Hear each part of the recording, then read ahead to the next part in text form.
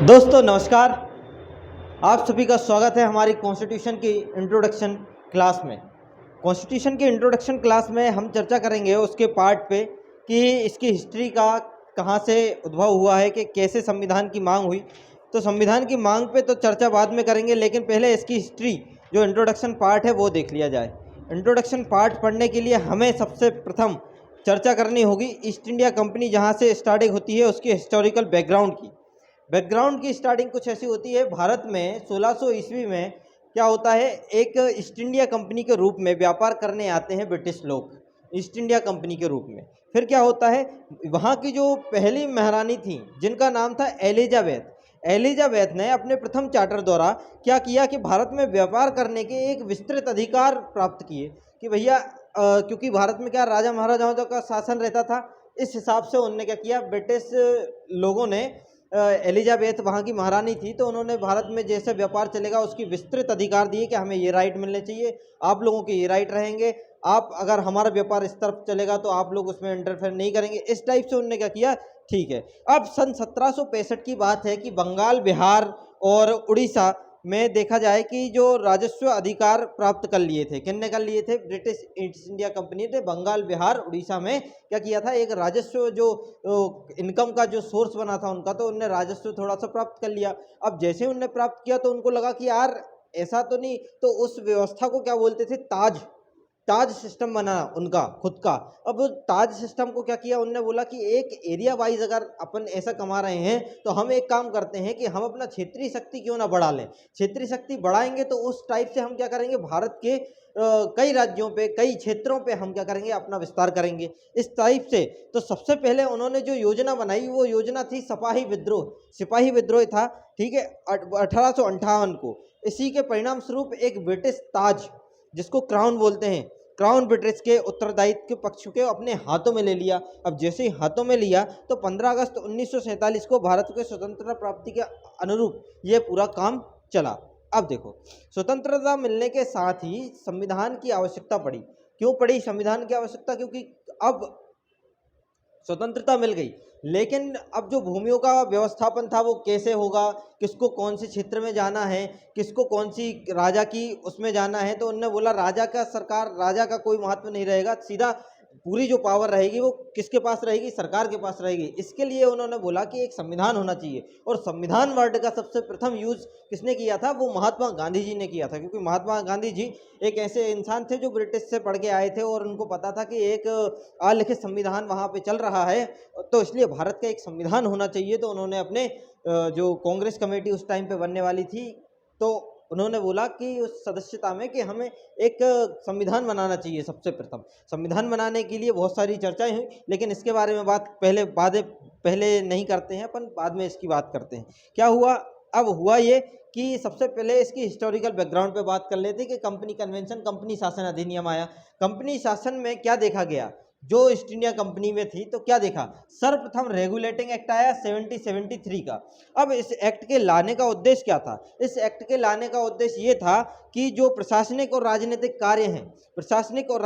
कार्य हैं इनको मान्यता मिलनी चाहिए, इसलिए ये रेगुलेटिंग एक्ट आया था। जो एडमिनिस्ट्रेटिव और पॉलिटिकल जो एक्ट चल रहे थे उनको क्या मिलनी चाहिए, उनको मान्यता मिलनी चाहिए, इसके द्वारा आया था।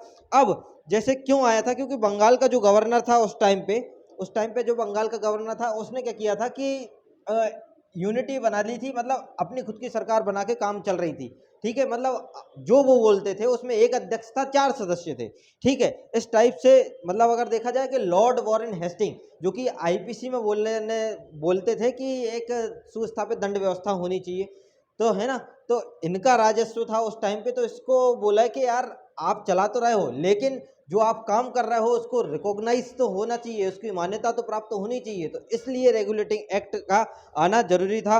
और उसी टाइम पे सर्वप्रथम 1774 में एक उच्चतम न्यायालय सुप्रीम कोर्ट की स्थापना की गई। उसमें एक मुख्य न्यायाधीश था और 3 कौन थे, अन्य न्यायाधीश चूज किए गए थे। और सर्वप्रथम जो रेगुलेटिंग एक्ट के तहत सुप्रीम कोर्ट में 1774 को ही कलकत्ता में क्या बनाया गया, एक सुप्रीम कोर्ट बनाया गया, जिसमें एक मुख्य न्यायाधीश था और 3 अन्य न्यायाधीश थे। यह था अपना रेगुलेटिंग एक्ट 1773 का, ठीक है। और इसमें और क्या प्रोविजन थे, पहला प्रोविजन तो ये था कि आपका जो एडमिनिस्ट्रेटिव और पॉलिटिकल जो है कार्य आप कर रहे हो उनको मान्यता प्रदान करना। दूसरा क्या था, दूसरा ये था कि अब जो काम करेगा, जो पॉलिटिकल जो एग्जीक्यूटिव अगर जो काम कर रहे हैं तो इन पे किसी का शासन होना चाहिए, तो फिर जुडिशरी सिस्टम लाए। जुडिशरी सिस्टम कैसे लाए, एक सुप्रीम कोर्ट की स्थापना कर दी। समझ में आ रही बात। उसके बाद रिश्वत और ये सब चीज़ें देने लगे, तो रिश्वत भी देते थे क्योंकि काम होता था तो काम कराने के लिए रिश्वत देते थे। तो रिश्वत पे प्रतिबंध लगाने के लिए, क्योंकि व्यापार चल रहा है तो व्यापार में रिश्वत वाला काम तो चलेगा, ठीक है, तो रिश्वत पे प्रतिबंध लगाने के लिए, प्रतिबंधन लगाने के लिए, ये सब काम करने के लिए ये हो गया, ठीक है। अब उसके बाद कोर्ट ऑफ डायरेक्टर्स की स्थापना भी की गई कि जिसके माध्यम से जो रेवेन्यू निकलता था ना, टैक्स जिसको बोलते थे कि कुछ ना कुछ देना पड़ेगा क्योंकि आपका रेवेन्यू निकला है तो आपको पूरा बताना पड़ेगा, और ब्रिटिश सरकार को उन सेना को या अन्य मामलों में देना बहुत ही आवश्यक था, ठीक है। इसके बाद बात करते हैं पिट्स इंडिया एक्ट, जो कि कंपनी शासन में ही आया था 1784 को, 1784 पिट्स इंडिया एक्ट। क्या हुआ था, रेगुलेटिंग एक्ट की कमियों को दूर करने के लिए आया था ये, क्योंकि कुछ कमियां थी रेगुलेटिंग एक्ट में, इसलिए उन कमियों को दूर करने के लिए कौन आया, पिट्स इंडिया एक्ट आया। पिट्स इंडिया एक्ट में संसद ने क्या किया, जो ब्रिटिश पार्लियामेंट थी उसमें क्या किया, उसमें संशोधन किया। संशोधन अधिनियम कब आया था इसका, वो आया था 1781। किसके लिए आया था, वो रेगुलेटिंग एक्ट में संशोधन किया, तो 1781 में संशोधन अधिनियम आया पिट्स इंडिया एक्ट का, और फिर लेकर क्या आए, पिट्स इंडिया एक्ट 1784 लेके आए। अब इसमें क्या था, इसमें यह था कि जो काम कर रहे थे, कि जो वाणिज्यिक काम चल रहे थे, वाणिज्यिक काम चल रहे थे, चाहे वो राजनीतिक चल रहे थे चाहे वाणिज्यिक काम चल रहे थे, उनको क्या कर दिया गया, अलग अलग कर दिया गया।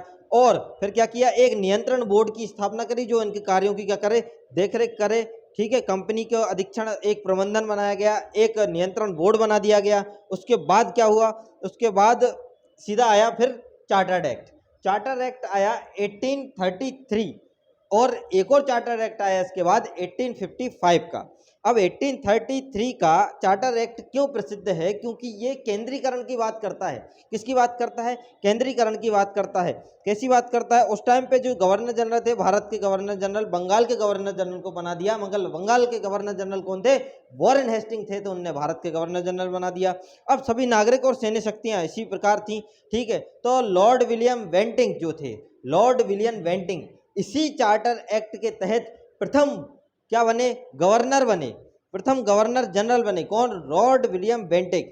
और मद्रास और बम्बई के गवर्नर में विधायिका शक्ति से वंचित कर दिया इन्हीं ने करा कि बंगाल में और मद्रास में जो विधायिका शक्ति थी, जो लेजिस्लेटिव पावर थी, उसको क्या कर दिया इनने, उस शक्ति से वंचित कर दिया। मतलब पूरे जो भारत में है वो शासन किसका चलने लगा, लॉर्ड विलियम बेंटिक का चलने लगा, उसके तहत काम करने लगे, ठीक है। ये सब चीजें इसमें पड़ी।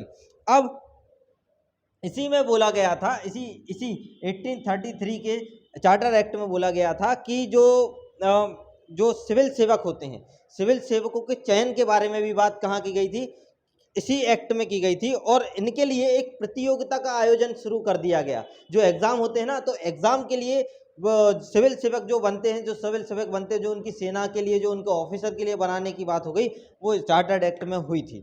अब 1853 का चार्टर एक्ट की बात करते हैं कि 1853 के चार्टर एक्ट की क्या विशेषता थी और क्यों, क्या कैसा काम किया गया है। अब ये ब्रिटिश संसद द्वारा चार्टर अधिनियम में, श्रृंखला के अधिनियम में संवैधानिक विकास की दृष्टि से अधिनियम में बहुत सारे काम किए गए। पहली बार गवर्नर जनरल ने क्या बनाया, अभी लेजिस्लेटिव था चार्टर, पहले वाले चार्टर में लेजिस्लेटिव था, लेकिन इसमें परिषद आया, इसमें काउंसिल की बात बोली गई। क्या बात बोली गई कि एक लेजिस्लेटिव काउंसिल होगी, और जो एडमिनिस्ट्रेटिव कार्यों को क्या कर दिया, इनने अलग कर दिया। मतलब सब में अलग ही अलग है।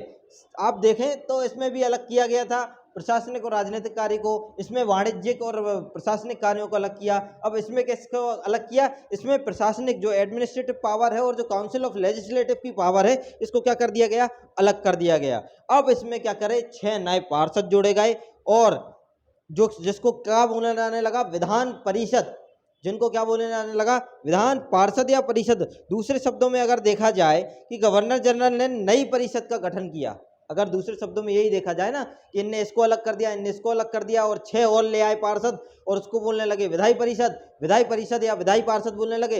अब देखा जाए तो एक नई उनने क्या बनाई, खुद की एक परिषद बना ली, अब उस परिषद में क्या हुआ, उन्होंने बोला कि पूरा जो भारतीय केंद्रीय परिषद कहाँ जाने लगा, इसको मतलब संपूर्ण शासन किसका है, केंद्र का, संसद का हो गया।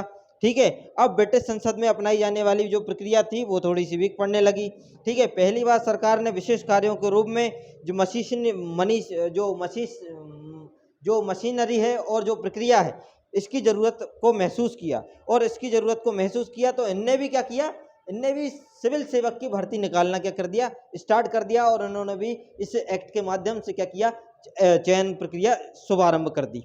सन 1854 में भारतीय सिविल सेवा के संबंध में मैकाले को क्या किया गया, मैकाले समिति नियुक्त की गई। मतलब इसी में भारतीय जो सिविल सेवा जो चल रही है इसी के संबंध में क्या हुआ, 1854 को एक मैकाले समिति जो कि गठन की गई। मैकाले समिति का क्या किया गया, गठन किया गया। मैकाले समिति का गठन किया गया और जिसमें क्या विश्वास था कि भैया जो ये भी अंडर किसके रहेंगे, ये भी संसद के अंडर में कार्य करेंगे। अब इसके बाद देखा जाए दूसरा शासन आया, ये तो कंपनी सिस्टम खत्म हो गया। कंपनी सिस्टम ने मतलब कंपनी ने काम कितना किया, यहाँ तक काम किया, और ये पूरा ब्रिटिश लोगों ने अच्छा काम किया, ये दिखाया गया। लेकिन अब क्राउन सिस्टम जो कि ताज सिस्टम बनता है, ताज का शासन कैसा था, वो था 1858 से लेके 1947 तक, स्वतंत्रता आज़ादी तक कैसा स्थान रहा। सबसे पहले जो एक्ट आया वो था गवर्नमेंट ऑफ इंडिया एक्ट 1858 का। मतलब भारत के शासन को अच्छा बनाने के लिए इस एक्ट को लाया गया। अब भारत के शासन को अच्छा बनाने के लिए मतलब जो राजाशाही शासन चलता था, ब्रिटिश की राजाशाही शासन चलता था, जो टैक्स वो अपने मनमाने वसूल करते थे, इसके लिए उन्होंने बोला कि यार एक भारत शासन अधिनियम लिया जाए, और उसमें सबसे ज़्यादा योगदान अगर देखा जाए तो सीधे जो एक्ट था ये किसके अधीन चला गया उस टाइम पे, महारानी विक्टोरिया जो कि वहाँ की पहली महारानी थी, उनके अधीन चला गया। अब यही वो शासन है, यही वो एक्ट है जिसमें बोला गया कि गवर्नर का नाम चेंज करके क्या होना चाहिए, वायस राय होना चाहिए, वायस राय होना चाहिए। तो लॉर्ड कैनिंग भारत के प्रथम वायस राय बने। कौन बने भारत प्रथम भारत वायस राय, कौन बने थे, Lord Canning. Lord Canning Bharat की क्या बने, प्रथम वायसराय। और किस एक्ट के माध्यम से बने, तो यह पूछा जा सकता है कि 1858 के एक्ट के माध्यम से, गवर्नमेंट ऑफ इंडिया एक्ट के माध्यम से जो गवर्नर थे, गवर्नर का नाम चेंज करके वायसराय रखा गया, और भारत के प्रथम वायसराय कौन बने, लॉर्ड कैनिंग बने। ठीक है, ये वाली कहानी समझ में आई। उसके बाद इसमें और क्या हुआ, इसमें द्वैध प्रणाली को क्या किया गया, समाप्त कर दिया गया। जो द्वैध प्रणाली मतलब जो नियंत्रण कंट्रोल बोर्ड था और जो निदेशक कोर्ट समाप्त किए गए, और भारत में एक द्वैध प्रणाली को क्या कर दिया गया, इसमें समाप्त कर दिया गया। और क्या हुआ, एक नए पद की स्थापना का सचिव, जो राज्य का सचिव होता है, भारत का राज्य का जो सचिव होता है, उसकी एक वैकेंसी, उसकी एक पोस्ट निकाली गई, उसकी एक पोस्ट निकाली गई जो भारतीय प्रशासन पर नियंत्रण रखता था। किस पे रखता था, भारतीय प्रशासन पर नियंत्रण की शक्ति नियत थी। अब सचिव ब्रिटिश कैबिनेट के सदस्य था, जो कि सचिव था वो किसका था, ब्रिटिश की जो कैबिनेट बनी थी उसका वो एक सदस्य था, और अंततः संसद के प्रति क्या था, वो उसका काम था, उत्तरदायी था कि कोई भी काम चलेगा इस तरीके से। अब जो भारतीय सचिव की सहायता करने के लिए इन्होंने क्या किया, इन्होंने 15 सदस्यीय परिषद बनाई। 15 सदस्यीय परिषद का क्या किया, गठन किया, और भारत को एक सचिव, भारत सचिव को बना दिया गया, मतलब परिषद का अध्यक्ष और भारत का एक सचिव बना दिया गया इस एक्ट के माध्यम से। अब आगे चर्चा करते हैं गवर्नमेंट ऑफ इंडिया एक्ट 1919 के बारे में।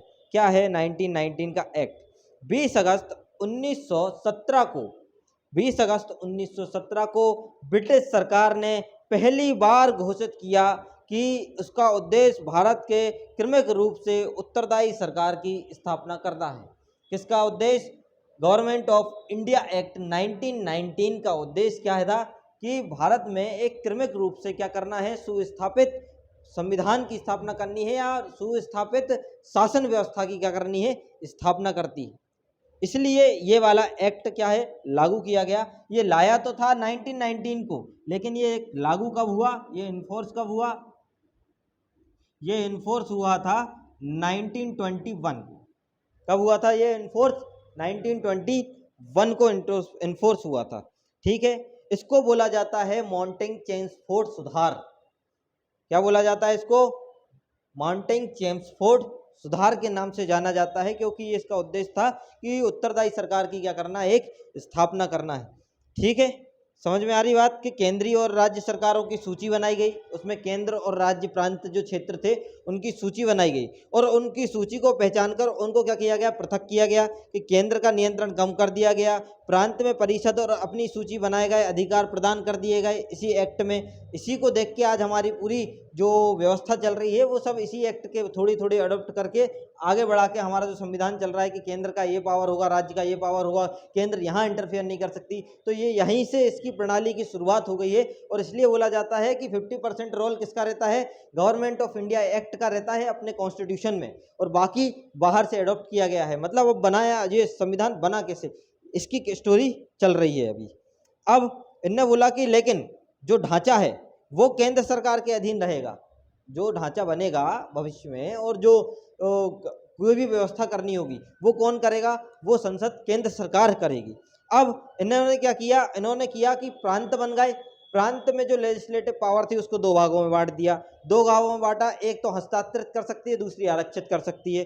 कैसे, हस्तांतरित विषय के बारे में जो गवर्नर का शासन होता था, ठीक है, उसमें मंत्रियों की सहायता लिया जाता था और उसके प्रति विधान परिषद क्या थी, उत्तरदायी थी। लेकिन जो आरक्षित शासन था, आरक्षित विषय थे, उसमें कार्यपालिका परिषद की शासन व्यवस्था थी, उसमें कार्यपालिका से जो दोहरी शासन व्यवस्था थी। मतलब देखा जाए तो राज्य में दोहरी शासन व्यवस्था पे ज़्यादा जोर दे दिया उनने कि आपका प्रांतीय जो सब्जेक्ट है वो अलग रहेगा, प्रांतीय विषय हैं वो दो भागों में बांट दिए, एक हस्ताक्षरित और एक आरक्षित वाले में। हस्ताक्षरित वाले में बांट दिया गया कि भैया क्या है, मंत्रियों की सहायता होगी, गवर्नर पूरा काम करेगा, और आरक्षित वाले में जो काम करेंगे वो कौन करेंगे, एग्जीक्यूटिव बॉडी काम करेगी, जो आपकी कार्यपालिका परिषद है वो काम करेगी। अब इसी को अगर वर्तमान में देखा जाए तो इसी वर्तमान में अगर देखा जाए तो लोकसभा राज्यसभा जो नाम देते हैं आज, है ना, तो लोकसभा राज्यसभा गठन की गई, द्विसदनीय व्यवस्था की गई।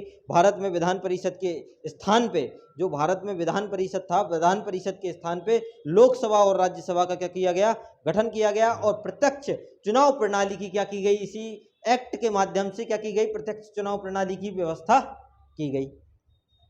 ठीक है, अब ये कहानी कहाँ तक पहुंची, ये कहानी आई अपनी, ये वायसराय हो गए, वायसराय से लोकसभा राज्यसभा भी बना दी, एक प्रत्यक्ष चुनाव की व्यवस्था भी कर दी। अब इन्होंने बोला कि वायसराय की कार्यकारी परिषद में कितने सदस्य होने चाहिए, 6 सदस्य होने चाहिए। और ये 6 सदस्य कौन होने चाहिए, इन्होंने बोला भारतीय ही होना चाहिए। इसी एक्ट में बोला गया कि जो 6 सदस्य होने चाहिए जो वायसराय की सहायता करने के लिए होने, वो भारतीय ही होनी चाहिए। कमांडिंग इन चीफ को छोड़ के, कमांडिंग इन चीफ मतलब सेना का कोई हेड ही होगा, जो भी भारतीय होगा तो उसको नहीं लेंगे। लेकिन इन जो जो सदस्य बनेंगे वो विधायी परिषद में, जो जो लोकसभा राज्यसभा में जो सदस्य बनेंगे उसके वायसराय के, वो कौन बनेंगे, वो भारतीय ही होना चाहिए। ठीक है, इसके बाद धर्म के बारे में आया कि जो सिख हैं, भारतीय ईसाई हैं, भारतीय आंग्ल भारतीय हैं, यूरोपीय हैं, इनके पृथक निर्वाचन के सिद्धांत का क्या किया गया, विस्तार किया गया। फिर उसके बाद शिक्षा समिति के आधार पर, शिक्षा के आधार पर लोगों को मत देने का अधिकार इसी एक्ट के माध्यम से आया। फिर लोक सेवा आयोग का गठन भी कब हुआ, इसी माध्यम से हुआ, वो हुआ 1926 को हुआ लोक सेवा आयोग का गठन। कब हुआ, 1926 को। और किस एक्ट के माध्यम से हुआ, तो वो एक्ट था गवर्नमेंट ऑफ इंडिया एक्ट 1919 के माध्यम से वो हुआ। और इसके अंतर्गत वैधानिक आयोग का भी एक गठन किया गया, और गठन करने के बाद 10 वर्ष तक जांच के बाद अपनी रिपोर्ट प्रस्तुत करना। मतलब वैधानिक आयोग का काम क्या था कि 10 वर्ष तक जांच करेगा और उसकी फिर रिपोर्ट करेगा कि हाँ काम अच्छा चला है, काम बुरा चला है, ठीक है, कि हमारा कार्य कैसा रहा, ये था। अब इसी के साथ हमें पढ़ना पड़ेगा साइमन कमीशन। और साइमन कमीशन का अपने आप में बहुत ही महत्व है। नवंबर 1927 की बात है कि भारत के संविधान की स्थिति का पता लगाने के लिए, क्योंकि संविधान बनाने जा रहे थे भारत का, तो भारत के संविधान के लिए पूरी प्रोसेस चल रही थी, तो उसका पता लगाने के लिए जो ब्रिटिश पार्लियामेंट थी उसने वैधानिक आयोग, जो कि 10 वर्ष का क्या होता है, पूरा माप तोल रहता है कि आपकी व्यवस्था कैसी चल रही है, ठीक है, तो उसी के लिए आया था साइमन कमीशन, चेक करने के लिए आया था। साइमन कमीशन में 7 सदस्य थे जो कि वैधानिक परिषद के गठन की घोषणा करने वाले थे सर। इसलिए सभी दलों का बहिष्कार किया गया, सभी जितने भी सदस्य थे ब्रिटिश के, उन दलों का क्या किया गया, बहिष्कार किया गया। सन 1930 में अपनी रिपोर्ट पेश की गई और द्वैध शासन प्रणाली, जो कि राज्य की सरकारों में विस्तार और सांप्रदायिक निर्वाचन को जारी रखने की सिफारिश थी इसमें, है ना। आयोग के प्रस्तावों को विचार करने के लिए ब्रिटिश सरकार ने ब्रिटिश जो सरकार थे ब्रिटिश भारत में थे, भारत रियासतें थी, इनमें गोल मेज का जो सम्मेलन था इसके बारे में चर्चा थी। और क्या चर्चा थी? संवैधानिक सुधारों का एक श्वेत पत्र के नाम से इसको जाना जाता था कि यह सुधार के लिए आया था। इसी के साथ फिर हमारा एक लास्ट जो एक्ट आया वो सब चीज़ों को देखते हुए आया। उस एक्ट का नाम था भारत शासन अधिनियम 1935, गवर्नमेंट ऑफ इंडिया एक्ट 1935। इसमें क्या बोला? इसमें बोला कि यह एक मील का पत्थर साबित हुआ भारत के लिए। यह एक मील का पत्थर साबित हुआ। मील का पत्थर क्यों? क्योंकि यह एक लंबा और सबसे विस्तृत दस्तावेज था जिसको आज 50% उठाया गया है और अपना भारत का कॉन्स्टिट्यूशन बना है। इसमें कितनी धाराएं थी? इसमें टोटल 321 धाराएं थीं और 10 अनुसूची थी। मतलब धाराएं कितनी थी? 321 और 10 शेड्यूल थे। सबसे लंबा और विस्तृत था ये भारत शासन अधिनियम 1935 का। अब इसकी क्या विशेषता है? इसकी विशेषता ये है कि संपूर्ण जो राज्य और रियासत बनी थी उनका इकाई करना, उनको क्या करना? एकत्रित करना है। इसमें सूचियां बनाई गई, संघ सूची बनाई गई, राज्य सूची बनाई गई, संवर्ती सूची बनाई गई, है ना। संघ सूची का उस टाइम पे जो विषय थे वो विषय थे 59 और जो राज्य सूची के विषय थे वो राज्य सूची के विषय थे 54 और जो संवर्ती सूची के विषय थे वो उस टाइम पे जो विषय थे वो थे 36। अभी विषय बढ़ चुके हैं, ठीक है। इसके आधार पर शक्तियों का क्या किया गया? बंटवारा किया गया, शक्तियों का बंटवारा किया गया और अवशिष्ट शक्तियां किसको दे दी गई? वायसराय को दे दी गई कि अगर कल के दिन कोई आपातकाल आता है, इमरजेंसी आती है तो अवशिष्ट शक्तियां किसके पास रहेंगी? हमारे भारत के वायसराय के पास रहेंगी। हालांकि संघीय व्यवस्था में कभी अस्तित्व नहीं आई, ऐसा कोई अस्तित्व में तो नहीं आया, लेकिन देशी रियासतों का शामिल होने से क्या कर दिया? इसमें इनकार कर दिया, है ना। मतलब जो देशी रियासतें थीं उनने शामिल होने से क्या कर दिया? इसमें इनकार कर दिया कि अब यार ये भारत के संविधान के लिए उन्होंने बोला एक संविधान होगा, समानता होगी, ये होगी, आप लोगों को एक होना चाहिए, तो इस टाइप से मना कर दिया उनने। इसमें क्या किया? प्रांतों में जो द्वितीय शासन प्रणाली चल रही थी पिछले वाले एक्ट के माध्यम से 1919 के माध्यम से, उसको भी क्या कर दिया? समाप्त कर दिया गया। और समाप्त करने के बाद जो गवर्नर को है वो राज्य विधान परिषद में मतलब मंत्रियों की सलाह उसमें भी लेते थे, इसमें भी लेते थे। अब क्या किया? इसमें किया कि केंद्र में द्वैध शासन प्रणाली की व्यवस्था कर दी। प्रांतीय व्यवस्था हटा के केंद्र में द्वैध शासन प्रणाली की क्या कर दी? व्यवस्था कर दी। अब इसमें भी जो स्थानांतरित और जो आरक्षित क्षेत्र थे, ठीक है, ये वाला इसमें विभक्त कर दिया विषयों को और ये प्रावधान कभी लागू नहीं हो सका। हालांकि ये प्रावधान कभी लागू नहीं हो सकता, देखने भी नहीं मिला कि किसी को आरक्षित को अलग कर दिया, स्थानांतरित क्षेत्र संघीय विषय जो थे उनको अलग कर दिया, ये वाली चीज़ देखने तो नहीं मिल पाई है, ठीक है। इसी के साथ जो लास्ट में जो आता है independence of Indian act 1947, Bharat स्वतंत्रता अधिनियम 1947, ये था। प्रधानमंत्री कौन थे? क्लीमेंट एटली, 20 फरवरी 1947 को। अब देखो यहाँ की कहानी पे आने से पहले मैं आपको बताऊंगा कि आखिर स्टोरी चलती कैसी है, स्टोरी कैसी चलती है। अब आते हैं मेन टॉपिक पे। मेन टॉपिक ये है कि जब लगा कि एक भारत का संविधान होना चाहिए, कहाँ? स्वतंत्रता मिलने के बाद जब आवश्यकता महसूस हुई तो गांधी जी ने बोला कि संविधान वर्ड का जो सर्वप्रथम यूज किया गया वो गांधी जी के मुखाग्र चिन्ह से किया गया। तो भारत का एक संविधान होना चाहिए, संविधान के लिए एक सभा होनी चाहिए। अब सभा होने के लिए सर्वप्रथम जो संविधान सभा की बैठक के लिए, तो सभा के लिए बोला। अब जैसे ही सभा के लिए बोला तो उस टाइम पे जब सभा बैठी, प्रथम सभा बैठी, प्रथम सभा कब बैठी थी? 9 दिसंबर 1946 को बैठी थी पहली सभा। लेकिन इसके पहले एक आया था अगस्त प्रस्ताव। अगस्त प्रस्ताव आया था 8 अगस्त 1940 को आया अगस्त प्रस्ताव। अगस्त प्रस्ताव में क्या लिखा था? अगस्त प्रस्ताव में लिखा था कि भारतीय संविधान सभा में उन सदस्यों को लिया जाएगा जो मुख्यतः कौन हो? भारतीय हो। मतलब संविधान में मुख्यतः कौन होनी चाहिए? जो कैबिनेट बनेगी उसमें मुख्यतः कौन होनी चाहिए? भारतीय होनी चाहिए। तो मुस्लिम लीग ने इसका क्या किया? बहिष्कार किया। और इसी का बहिष्कार कौन ने किया?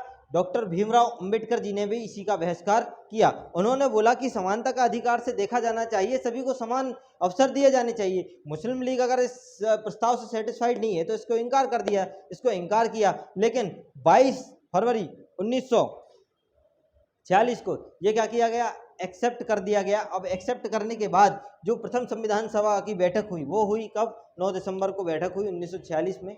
इस संविधान सभा में जो मेंबर थे, टोटल मेंबर थे 389 थे, 389 थे। लेकिन इस एक मिशन और आया था, इसी के पहले एक मिशन और आया जिसे क्रिप्स मिशन के नाम से जाना जाता है। क्रिप्स मिशन में मुख्यतः जो वर्ड भारतीय था उसमें मुख्यतः वर्ड को हटा दिया और उसमें जनरली सब बातें मान ली गई जो अम्बेडकर जी ने बोली थी। ठीक है, तो इसको थोड़ा सा अडॉप्ट किया गया, लेकिन इस चीज़ का भी मुस्लिम लीग क्या करने लगे, बहिष्कार करने लगे। लेकिन प्रथम संविधान सभा में जो बैठक में टोटल मेंबर कितने हो गए थे उस टाइम पे 389 थे, लेकिन जो संविधान सभा की प्रथम बैठक थी उसमें जो मेंबर आए वो मेंबर आए 299 शामिल हुए। कितने मेंबर शामिल हुए? 299। अब बात करते हैं बाकी मेंबर कहाँ गए, तो बाकी मेंबर नहीं आए क्योंकि वो कौन थे, वो मुस्लिम लीग थे। तो उन्होंने इसको क्या किया, इस चीज़ से इनकार कर दिया। अब जब इनकार किया तो अब देखो क्या होता है प्रोसीडिंग। अब होती है ऐसी के 73 जो थे मेंबर, मतलब 389 ये थे, 389 में से 73 नहीं आए तो 316 बचे। और 316 में से जो 93 लोग देशी रियासत वाले लोग थे, मतलब कैसा कैसा बना संविधान, संविधान ऐसा बना 389 लोग थे, जिसमें से 292 प्लस 4 प्रांतीय लोगों से आए। और ये कौन थे, ये इलेक्टेड मेंबर थे। और ये कहाँ से आए थे, ब्रिटिश इलेक्टेड मेंबर थे। और बाकी जो 93 थी वो कौन थी, देशी रियासतें, देशी रियासत से आए थे। तो इनका क्या था कि इनने सपोर्ट नहीं किया, है ना, ये तो ज्यों के त्यों थे। इनने क्या किया, इनने मुस्लिम लीग ने सपोर्ट नहीं किया तो ये मेंबर कम हो गए। उसके बाद 93 ये भी नहीं आए, तो लगभग 203 के तहत टोटल संविधान सभा में अगर देखा जाए तो इतने बचे थे मेंबर जो कि सुनवाई के टाइम पे आए थे। तो 3 सभाएं बैठी, कितनी सभाएं बैठी, 3 सभाएं बैठी, एक तो 9 दिसंबर, एक 11 दिसंबर और एक 13 दिसंबर को बैठी। लेकिन बात करते हैं कि संविधान सभा, संविधान बनाने के लिए कितने अधिवेशन हुए, तो वो अधिवेशन हुए 12। कितने अधिवेशन हुए, 12 हुए। अब थोड़ी बहुत चर्चा और कर लेते हैं कि कैसे कैसे कैसे कैसे ये यहाँ पे आया। अब हुआ क्या, थोड़ी बहुत चर्चा कर लेते हैं बी आर अम्बेडकर जी के बारे में, क्योंकि बी आर अम्बेडकर जी को बोला जाता है फादर ऑफ कॉन्स्टिट्यूशन। तो बी आर अम्बेडकर जी के बारे में अगर थोड़ी बहुत चर्चा कर दी जाए तो बी आर अम्बेडकर जी को किन परिस्थितियों से गुजरना पड़ा। बी आर अम्बेडकर जी ने सर्वप्रथम जो चुनाव लड़ा वो मुंबई से लड़ा, और जो मुंबई से जो चुनाव लड़े तब वो हार गए। हारने के बाद उन्होंने पुनः प्रयास किया और बंगाल में चुनाव लड़ा। बंगाल के जैसूगुंडा से उन्होंने चुनाव लड़ा और जैसूगुंडा से चुनाव लड़ने के बाद वो जीत गए। अब जैसे जीते और समय आ गया किसका, भारत आज़ाद होने का, भारत का आज़ाद हुआ। भारत आज़ाद होने के साथ ही बंगाल का विभाजन हुआ। अब जब बंगाल का विभाजन हुआ तो जो पार्ट से, जिस सीट से वो चुनाव लड़के जीत के आए थे अपने संविधान सभा में, और वो सीट क्या हो गई, वो पाकिस्तान में चली गई। मतलब आज देखा जैसूगुंडा कहाँ है, वो जैसूगुंडा पाकिस्तान में है, मतलब वो सीट हो गई खत्म। और अंबेडकर जी को संविधान सभा से होना पड़ा बाहर, मतलब। तो ये वाली चीज़ है। अब बी एन राव, जो कि नाम लोगों ने बहुत कम सुना, बी एन राव के बारे में भी थोड़ा मैं बता देता हूं कि बी एन राव कौन थे। बी एन राव एक आईसीएस अफसर थे। कौन थे, आईसीएस अफसर थे। ये भारत के प्रथम कौन थे, जज बने थे। आईसीएस अफसर थे, प्रथम भारत के जज थे। लेकिन ये कॉन्स्टिट्यूशन असेंबली के मेंबर नहीं थे, कॉन्स्टिट्यूशन असेंबली के मेंबर नहीं थे, ना ही ये कोई मंत्री थे। ये तो सिर्फ विधिक सलाहकार थे। उन्होंने बताया कि अंबेडकर जी के बिना कॉन्स्टिट्यूशन बनाना बहुत ही अधूरा हो जाएगा, उनके बिना कॉन्स्टिट्यूशन बना नहीं पाएंगे। तो पंडित जवाहरलाल नेहरू जिन्होंने क्या किया था, उद्देश्य प्रस्ताव लाए थे। और उद्देश्य प्रस्ताव को बोला जाता है कि अगर पंडित जवाहरलाल नेहरू उद्देश्य प्रस्ताव नहीं लाते तो ये प्रस्तावना, जिसका आज पूरा महत्व जिस बेस पे कॉन्स्टिट्यूशन टिका हुआ है, वो शायद आज नहीं होता। तो अंबेडकर जी को लाने का इनने क्या बोला कि चुनाव के उनको चुनाव करवाओ और उनके बिना संविधान नहीं होगा। तो पंडित जवाहरलाल नेहरू ने, बंगाल के जो प्रधानमंत्री थे उस टाइम पे जो चुनाव जीते थे, एटली की गवर्नमेंट बन गई थी। तो एटली को क्या लगाया, फोन लगाया या टेलीग्राम किया कि अंबेडकर जी को कॉन्स्टिट्यूशन असेंबली में लाना है। ठीक है, तो उन्होंने क्या किया, फिर चुनाव करवाया, लेकिन सीट तो नहीं थी। अब जब सीट नहीं थी तो उन्होंने क्या किया, उन्होंने चुनाव तो करवा दिया लेकिन जीत गए। तब उन्होंने बोला कि किसी न किसी को इस्तीफा देना पड़ेगा। तो इस्तीफा देने के लिए एक नाम आया, वो नाम था एम आर जैकर। एम आर जैकर उस टाइम पे बहुत ही प्रसिद्ध व्यक्ति थे, उन्होंने इतना समर्पण दिया और अंबेडकर जी को लाए। इस टाइप से पूरी कहानी थी। और संविधान अगर चर्चा करें कि बोलते हैं कि ड्राफ्ट कमेटी के अध्यक्ष तो कौन थे, ड्राफ्ट कमेटी के अध्यक्ष तो थे डॉक्टर भीमराव अंबेडकर जी, लेकिन ड्राफ्ट तैयार करने वाले व्यक्ति का नाम है बी एन राव। ड्राफ्ट तैयार किसने किया था, बी एन राव ने किया था ये ड्राफ्ट तैयार। ठीक है, ये हमारे संविधान की बनने की पूरी प्रक्रिया थी। इस तरीके से संविधान बन के हमारे सामने आया है। और नेक्स्ट वीडियो में हम चर्चा करेंगे संविधान कैसा है, देखने में कैसा है, हमारा संविधान विस्तृत है, लचीला है, कठोर है, एक शासन प्रणाली है, परिसंघीय शासन व्यवस्था है। इन सब वीडियो पे हम चर्चा करते वाले हैं। तो जुड़े रहिए ड्रीम जुडिशरी इंदौर के साथ। शुक्रिया, नमस्कार, धन्यवाद।